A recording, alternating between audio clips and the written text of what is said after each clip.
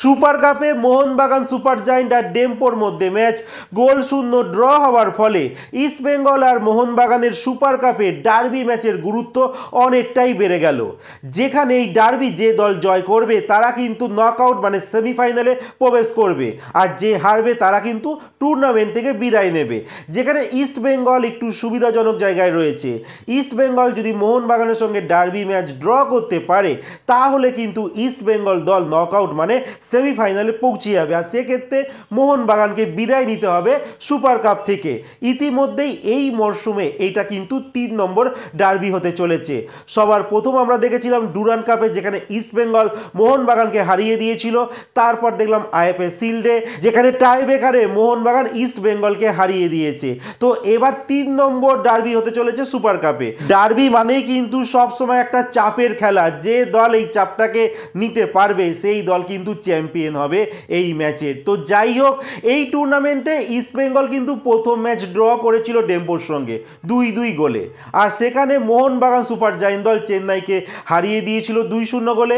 যথারীতি সবাই আশা করছিল হয়তো মোহনবাগান ডেম্পোকে খুব ইজিভাবে হারিয়ে দেবে, আর ইস্টবেঙ্গল ম্যাচটা তারা যদি ড্র করতে পারে সেক্ষেত্রে গ্রুপ চ্যাম্পিয়ন হয়ে তারা সেমিফাইনালে চলে যাবে। কিন্তু ইস্টবেঙ্গল গতকালকে তাদের দ্বিতীয় ম্যাচে চেন্নাইকে 4-0 গোলে উড়িয়ে দিয়েছে, আর মোহনবাগান একটা ডেম্পোর মতো একটা একাডেমিক ছেলেদের নিয়ে তৈরি করা দলের কাছে তারা কিন্তু 0-0-তে আটকে গেল, মানে তাদের বিরুদ্ধে কোনো গোল করতে পারলো না। সেখানে উল্টো দিকে ডেম্পো কিন্তু দারুণ ফুটবল খেলেছে এই শক্তিশালী মোহনবাগান সুপার জায়েন্টের বিপক্ষে।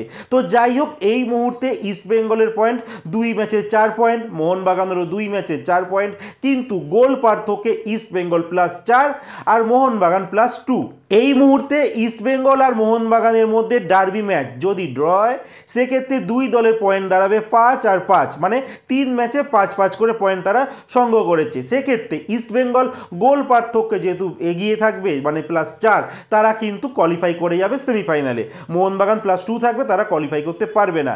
কিন্তু আরও একটি সমীকরণ রয়েছে, যেটা হচ্ছে ডেম্পো কিন্তু 2 ম্যাচে 2 পয়েন্ট নিয়ে রয়েছে, আর ডেম্পো যদি কম করে 5 গোলে হারিয়ে দেয় চেন্নাই এফসিকে তাহলে কিন্তু ডেম্পোর কাছেও কিন্তু সুযোগ এসে যাবে তারাও পরের রাউন্ডে কোয়ালিফাই করার। সেক্ষেত্রে ইস্টবেঙ্গল আর মোহনবাগানের ম্যাচটা ড্র হতে হবে, আর ডেম্পোকে 5 গোলে হারাতে হবে চেন্নাইকে। তো যাই হোক, ডেম্পোর কাছেও কিন্তু সুযোগ রয়েছে, বাট এই সম্ভাবনাটা খুবই কম যে চেন্নাইকে তারা 5-0 গোলে হারিয়ে দেবে।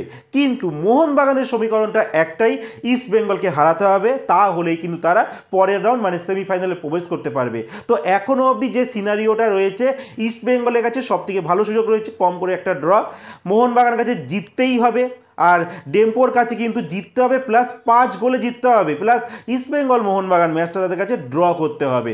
তো এই হচ্ছে গ্রুপ এর সিনারিও। এই মুহূর্তে ইস্টবেঙ্গল যা ফুটবলটা খেলেছে চেন্নাইয়ের বিরুদ্ধে, সেক্ষেত্রে বলা যেতেই পারে ডার্বি ম্যাচে কিন্তু ইস্টবেঙ্গল মোহনবাগানের বিপক্ষে এগিয়ে থেকেই শুরু করবে। তোমাদের মতামত জানাতে একদম ভুলো না।